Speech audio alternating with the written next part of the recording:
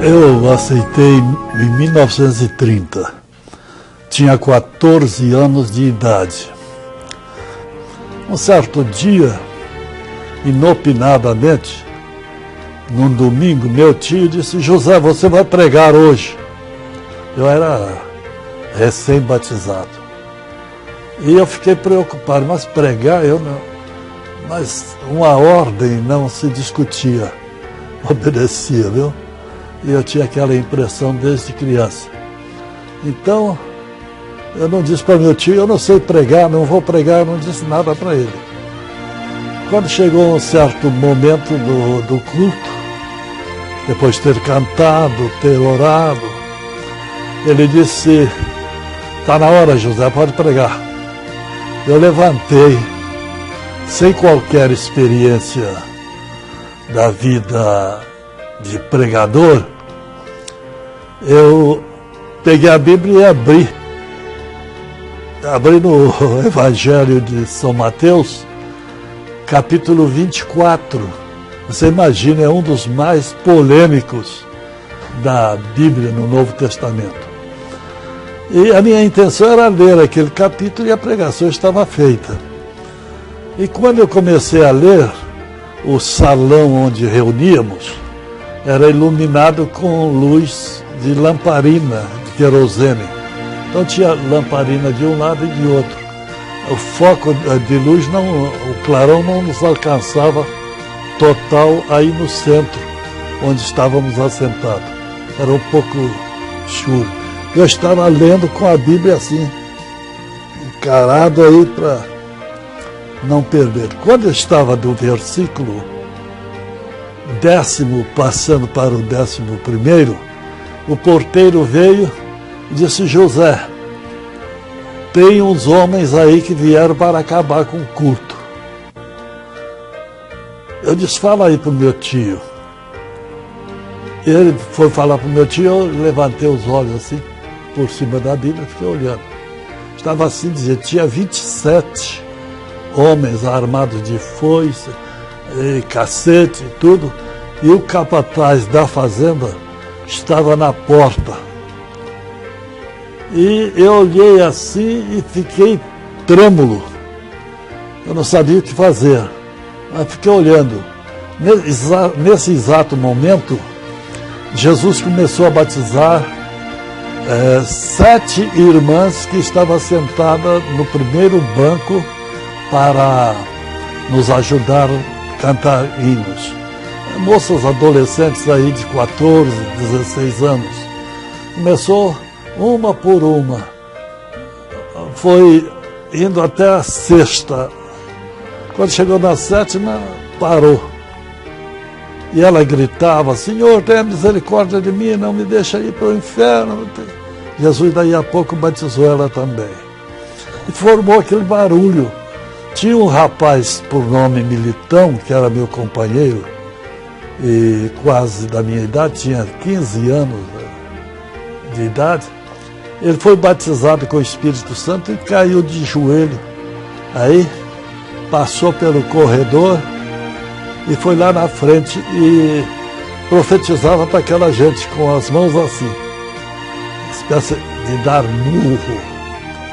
E daí a pouco foram saindo um atrás do outro, foram desocupando lá à frente, porque nesse momento que o Militão foi, eles pareciam que iam subir um por cima do outro lá de fora mesmo, da janela e da porta, assim, querendo ver o que estava acontecendo lá dentro. E passou até que o capataz ficou sozinho. E o Militão continuou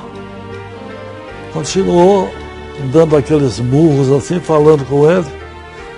E daí a pouco ele foi embora. O Militão voltou de lá ajoelhado pelo corredor e chegou perto de mim, na minha frente assim, que ainda estava em pé com a Bíblia na mão, só estava tremendo, olhando aquilo lá. E o Militão levantou as 2 mãos e disse: meu servo, continua, que eu estou contigo. Eu recomecei a ler a Bíblia, porque eu entendi que ele estava dizendo para mim continuar a ler a Bíblia. Hoje eu entendo que era para continuar pregando. Então, eu continuei, li a Bíblia, li aquele capítulo todo. No decorrer da leitura, Jesus batizou mais 9 irmãos aí com o Espírito Santo. Então foram 16 naquele culto, que deveria terminar com um grande destroço causado por aqueles homens. Terminou num culto de louvor a Deus, línguas estranhas, e terminou às 11 horas da noite. Ninguém mais nos incomodou. O capataz foi dizer ao fazendeiro que viu lá. O fazendeiro disse: deixa então, José e Militão não sabem muita coisa não, deve ser coisa estranha, deixa eles para lá. E ficamos. No dia seguinte fomos para o serviço. Eu trabalhava na turma desse capataz, Militão também. Ele foi distribuir serviço para os outros trabalhadores e disse: José, Militão, fique aí, aguarde aí. Ficamos aguardando. Quando ele voltou, eu disse: o que é que vocês têm lá naquelas reuniões? Ele disse: nós temos Jesus. Aí eu disse: por que o senhor está perguntando? Sabe, porque ontem fomos com ordem do fazendeiro para acabar com os cultos. Mas quando eu chegava, eu vi você em pé, em um arco de luz assim muito brilhante, que te cobria e aparecia o rosto e as mãos com a Bíblia. Eu te vi dessa maneira. E quando houve aquele barulho, que não sabemos é o que, você deve explicar, quando começou aquele barulho, aquela luz que estava te cercando veio assim, por cima, cobriu todo o povo que estava embaixo, ninguém mais via nada. Por isso os homens tentavam olhar, mas não via nada, só escutavam o barulho. E essas pancadas que o Militão dava com a mão assim no ar, parecia mesmo uma marreta marretando o nosso peito. Os outros não aguentaram, eu fiz força para aguentar e não aguentei. Experiência assim de princípio, que o Evangelho era pregado na simplicidade, mas com poder, viu? Havia unção do Espírito.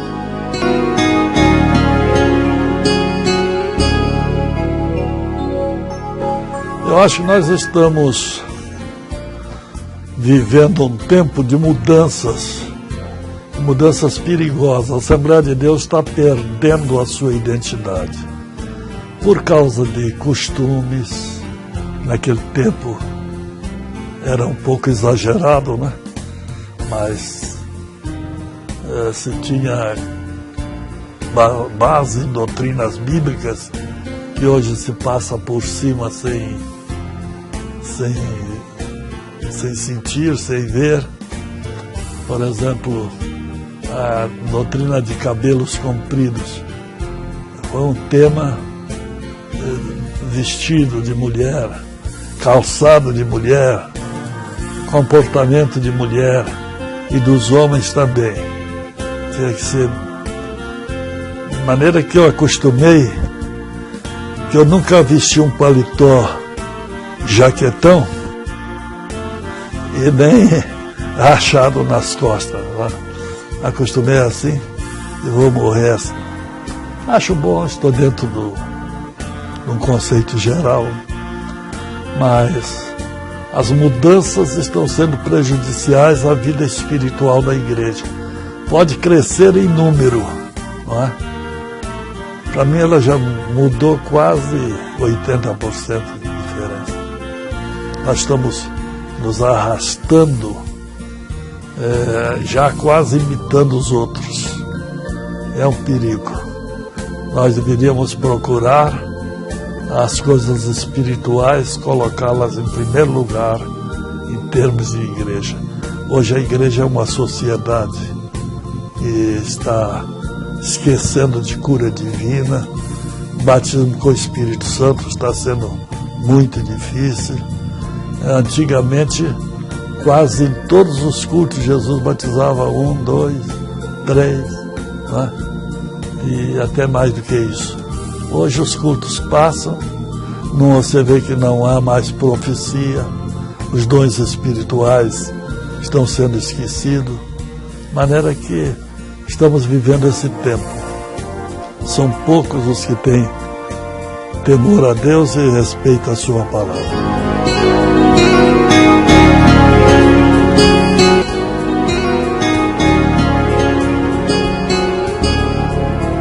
Eu vejo uma decadência muito grande em termos do evangelho que nos foi anunciado.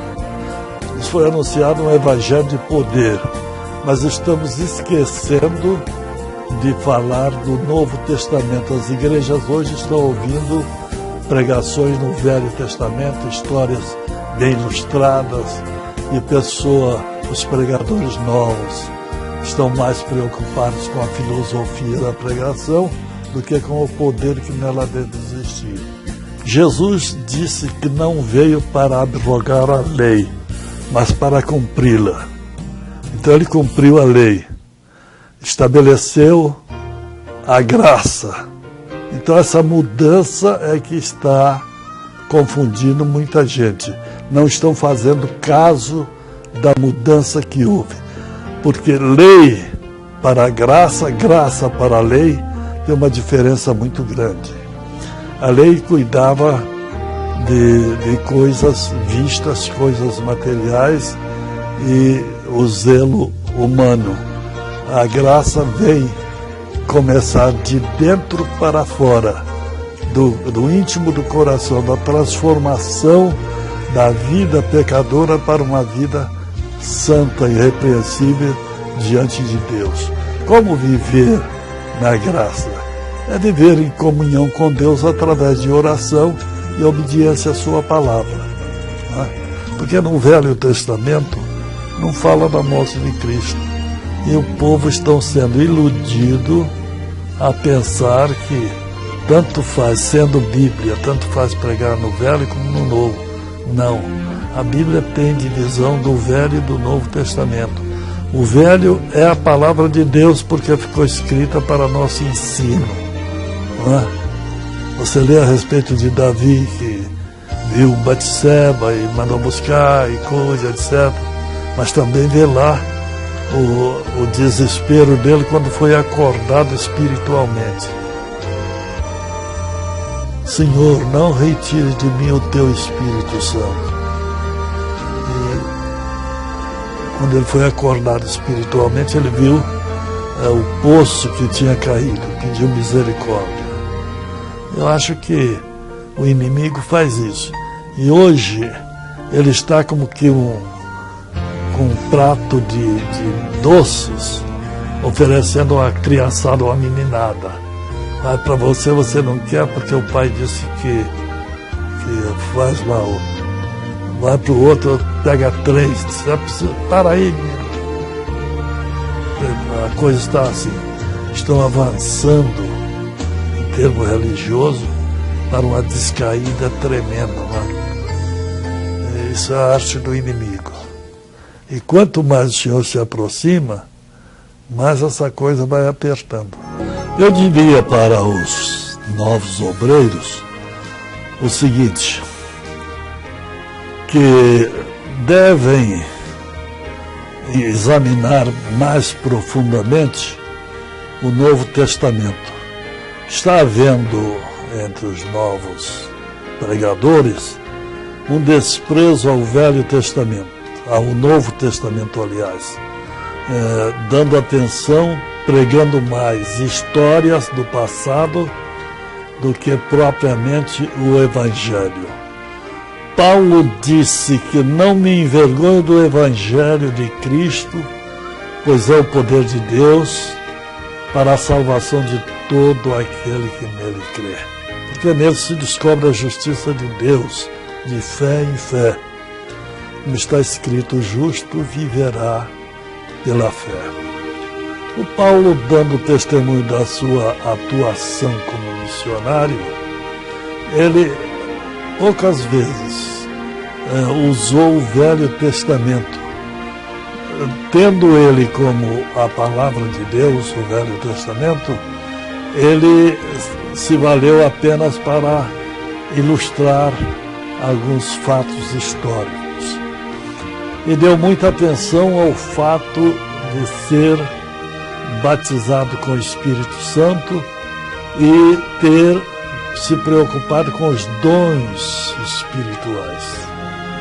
Nós descobrimos isso quando lemos, por exemplo, Romanos, a carta aos Romanos, no capítulo 15 e verso 19, ele diz que pregou em Jerusalém e arredores e por toda a Ásia e até lá às costas da Europa, quando ele diz que pregou também em Lírico, e cooperando com ele, estando presente os dons espirituais. Eu aconselharia os novos pregadores se voltasse mais para esse fato, pregar acompanhado dos sinais que seguem aos que creem. Esses sinais que Jesus acompanhou pessoalmente, disse o apóstolo ou evangelista Marcos, capítulo 16 e verso 16, o último versículo do Evangelho de Marcos, diz que Jesus ordenou que fossem por toda parte pregando o Evangelho. Eles foram sendo acompanhados com os sinais.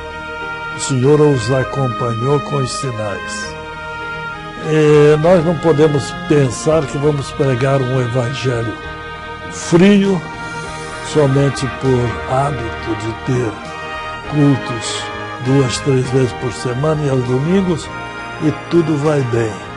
Nós temos que preocupar com o nosso preparo.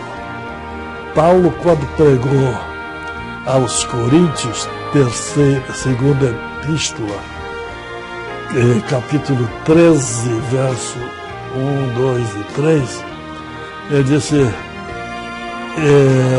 pedindo aos irmãos que não o tivesse na conta de um camarada intransigente, mas ele disse, porque eu estou zeloso de vós.